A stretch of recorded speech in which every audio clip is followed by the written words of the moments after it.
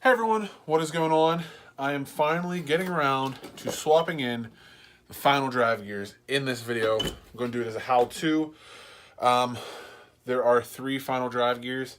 The one that's in all the cars, it's like a 3.96 or 98 or something like that. It's pretty standard. All the A604 transmissions have them. Like 90% of them have them. There's 2 different versions.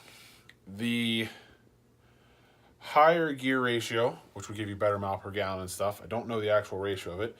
Comes in the 4th gen Town and Country vans with the 3.8 liter. I'm not sure what else they come in, but that's not what we're interested in. The 2-liter automatic Stratus comes with the gears that I have here, and those will give you a 4.08, I believe, final drive. So they're shorter, better acceleration, less top end, but for autocross, you know, don't really need top end. So what you're going to need is first you have to get the gears. You either have to pull them yourself or whatever. You'll need a steering wheel or gear puller. You need the kind that like threads in. I'll show you in a minute, but you have to thread it in and like pull it out. You'll need 1.25 inch socket or inch and a half socket. You'll need 32 millimeter, a 15 millimeter, and a 10 millimeter, and some RTV. Reason I took so long to do this is I never had the gear puller. And I got that, and I was going to do it, and then I ended up having to do other stuff on the car, which was like the power steering line. And when I did the high pressure steering line, I had to take out the CV shaft. And so fluid's already drained out from pulling the CV shaft. And since all that is now in, this is the plate here, but you can see we got a new shaft in. The power steering line's way up in there. But you'll need a 10 millimeter to get these bolts off that plate. And you'll have to pull it off carefully not to bend it, so you might need a scraper. So I'm gonna grab my ratchet, grab my 10 mil, and pull that cover off.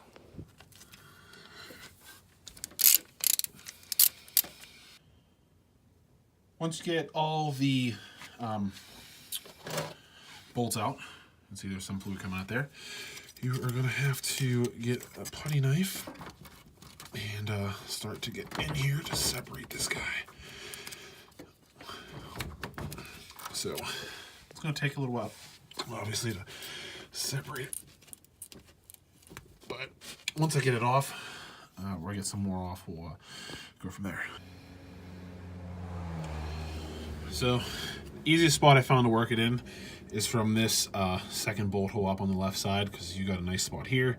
You don't really got enough room up here to get in, but once I get in, you know, you can get in here, start working it. You can see some of the fluid starting to come out.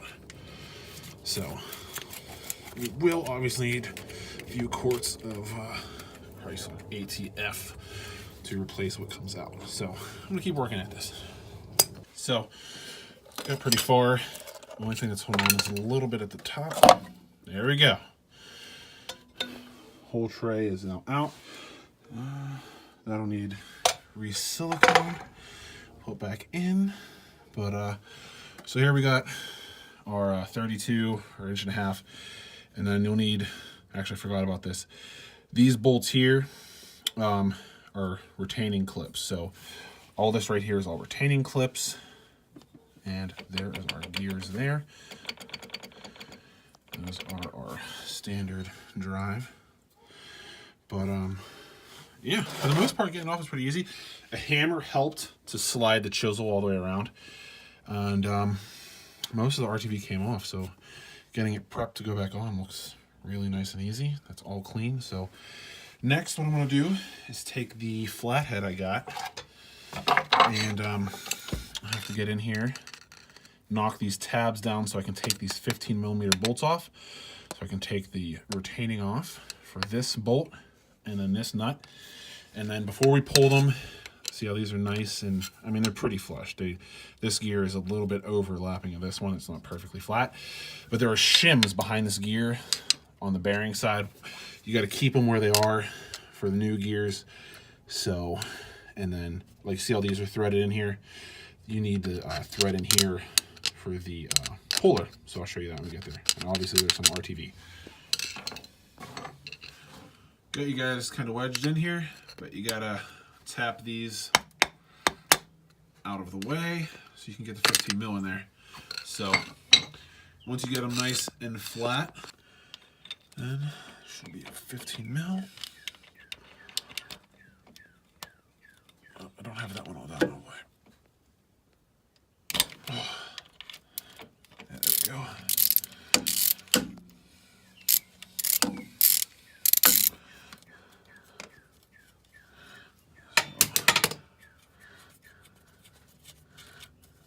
Go.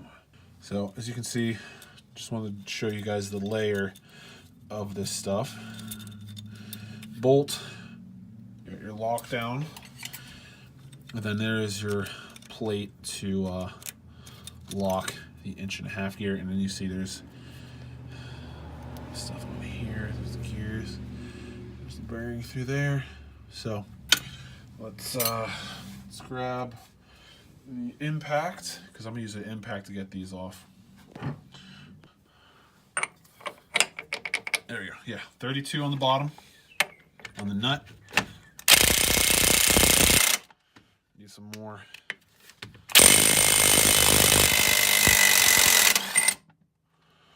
All right, so got the bolt off. So we got bolt, got a little spacer here, and then I believe this is the one that you need the puller for. You might need it for both, but as you can see, it's on the spline right here.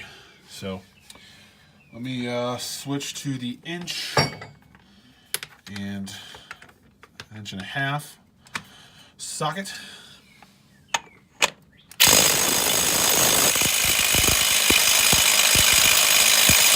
Might need a breaker bar for this. So I am making progress, but this top one is, I think they both get torqued to 200 foot-pounds, and there's probably, like how this one had red Loctite, this bolt has red Loctite. So you can see I worked it off a little bit. I just took my extension off. It's working, just taking a little bit of time. There was a ton of blue Loctite on this thing. So that's where we're at there. Probably have to grab a puller now so I can pull off the 2 gears.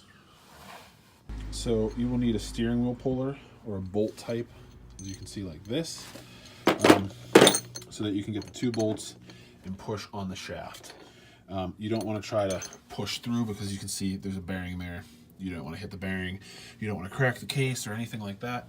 I just hand tighten this in so I got something to push against, and I just need to grab some washers for these 2 bolts. This is just the Harbor Freight one. Some people use a steering wheel puller and have had luck with that, but I got this because I figured I'd use it for other things. So let me set it up. So have it all set up. Now I just need to go ahead and start ratcheting on it to get it to pop out. I can see it move a little bit. The way the splines light up, I don't think it matters if it's top or bottom that you do, but I can see it's definitely coming loose. I can feel it. I can see it coming out too. There we go.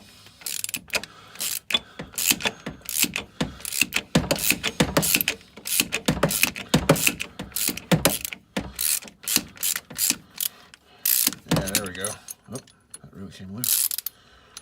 So let me get a free hand here real quick. Now, let's see. Okay. There's our output right there. There is top bearing. Well, there's a bearing, but there's our top gear. Got the gears lined up for the output. You can see there is the difference in size. Let me just get the bottom one out now. So while you're working in here, one thing to note is that there's this little guy here, this little pin. Don't let that fall out. I'm not exactly sure what it's for, but it does sit against the case. I don't know if it's pressure related. I'd have to look at the manuals, but yeah, just might just be something for pressure regulation. Make sure it stays in there. So be careful while you're in here. Correction, do the bottom gear first because the top is locked because it's in parked. So if you take that gear off, you're just spinning. This is the input to the diff. So you're just spinning the diff between the axles. You have nothing to lock it. So I just kind of push that gear back on so I can lock it so I can pull the bottom off. So recommend doing the bottom first. So there it is, all the inner. Make sure all those shims stay on there. Yeah, we don't want any of that to come out of place.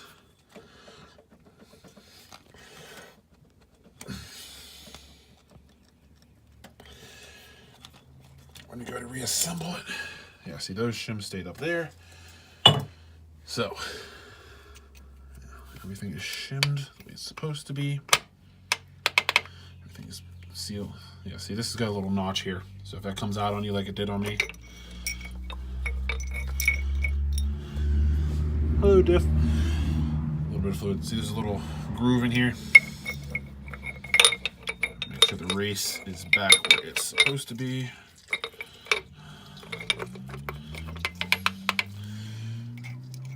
Shim back where it's supposed to be. So now, basically, we can clean up the new gears, which they've been in a bag and soaked in tranny fluid. And we can go ahead and start putting them in. And we'll make sure everything is lined up. And like I said, they look a little bad because they weren't completely sealed up. But I've been keeping them clean and soaking them with ATF and stuff. So, those are the new gears going in. So, basically now, I got to work them in and then torque them down to 200 foot-pounds. So, and don't know if I want to put the blue block on yet, or the blue Loctite on yet. That has to go in a little bit more. Might have to use a hammer. Don't want to use a hammer, but might use, you know, oh, where'd my socket go? Use a socket to tap it in a little bit so I can get that nut started. So I went ahead and started with, you know, using a hammer and a socket to get that on a little bit further so we can grab some threads. I'm not going to Loctite it yet until I have these gears more seated, basically. And like I said, I got to get them down to 200 foot-pounds. So I'll probably just hand tighten them until I can get them in so far. And then we'll pull the nuts back off and Loctite them. So getting them back in there so far, I used blue Loctite on both of them. I think this one had red before, but I'm just going to use blue. I'm just going to grab my torque wrench now and torque these down to 200 foot-pounds. So let me set that up real quick.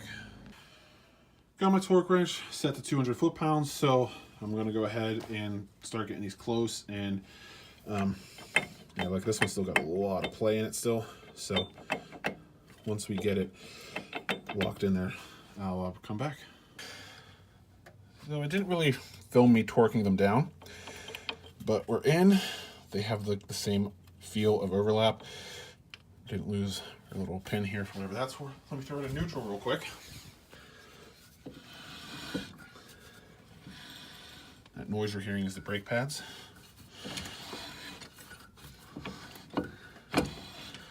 But everything is now torqued down to where it needs to be. No weird noises, no binding. That is what we want.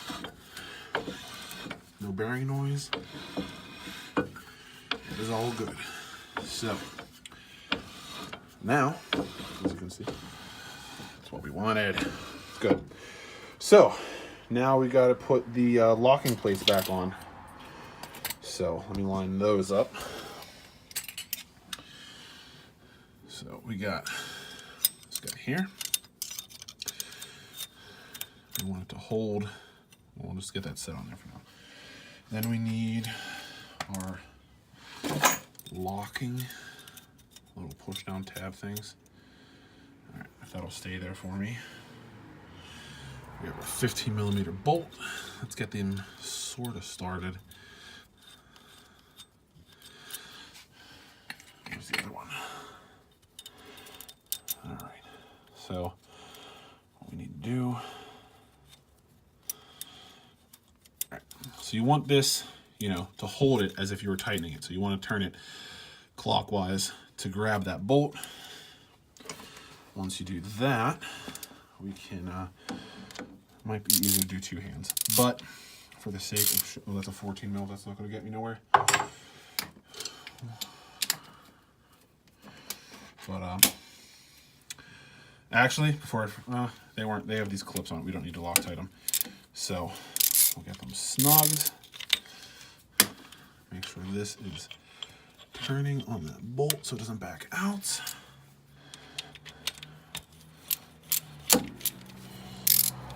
Sorry, not the best view since I'm working on the ground, but you know, making do. But, so while I'm tightening this down, I was looking into some more research, and I gotta put it back in park. But I found the final drive gears for the vans that have the taller gearing, or the shorter gearing, I mean, and it's like 3.5 or 3.6 or something. I'll remember to say it at the end of the video, but let me throw it back in park so I can tighten these down, and then we'll push these tabs up. Get these tight. They don't need to be crazy tight. It's just, I'm sure there's a rating for it, but they just need to be tight enough to lock it down. And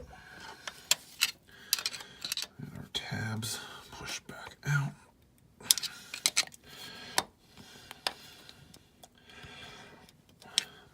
Might have to get the hammer in here and use two hands, but you get the idea of putting these clips back in, so let me get them back in real quick. Well, everything in here is now torqued down and locked down the way it's supposed to be. So now we're just going to clean up the surfaces, and I have some Honda Bond RTV I'll throw on here, let it tack, and then we can throw the plate cover back on. Was cleaning the cover, getting ready to RTV it, and I decided to throw some paint on it, and all I had is red, so I'm going to paint it red real quick. So it's all painted. I just kind of scotch-brighted it. I didn't sand it. If I had more time, I would have had it blasted and powder coated, but I just wanted to stop the rust. So I'm gonna finish letting this dry. It's just kind of a little bit tacky, probably another 15 minutes. Then we'll flip it, RTV it, and bolt it on. So I got some RTV Honda Bond, you know, the stuff that's good for up to 600. This is, I think, the gray. So I'm gonna use both hands. I'm gonna get it on there and spread out real nicely. I gotta scrape off a little bit of paint first, but I'm gonna need both hands. I'll get it on there. Once it tacks a little bit, we'll stick it on. So this should be just tacked and ready to go. It was going pretty smoothly and then made a mess because the tube of RTV blew out the side. So I had to go by and just kind of smear it on by finger.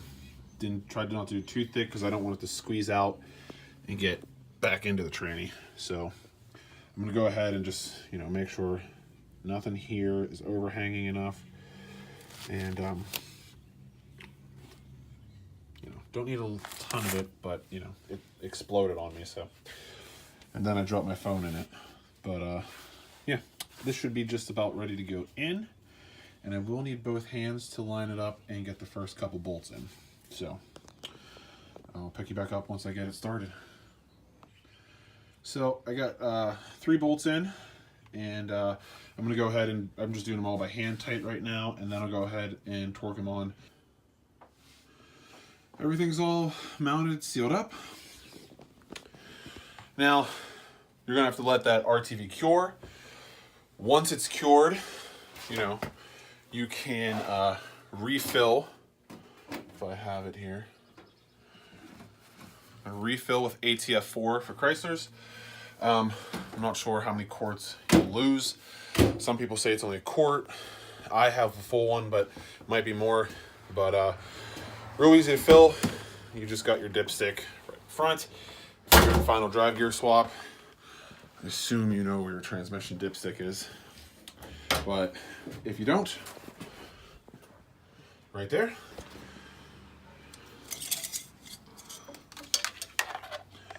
So I'm way down low there. It's just a tiny little bit at the very bottom. But I would fill it up to the bottom hole. It won't focus, but I would fill it up to the in between the two bottom holes where it says warm, and then I would run the car, let it get warmed up, and you know, just check it and top it off. Don't want to fill it up too much and have it overheat, or, you know, overflow, I mean.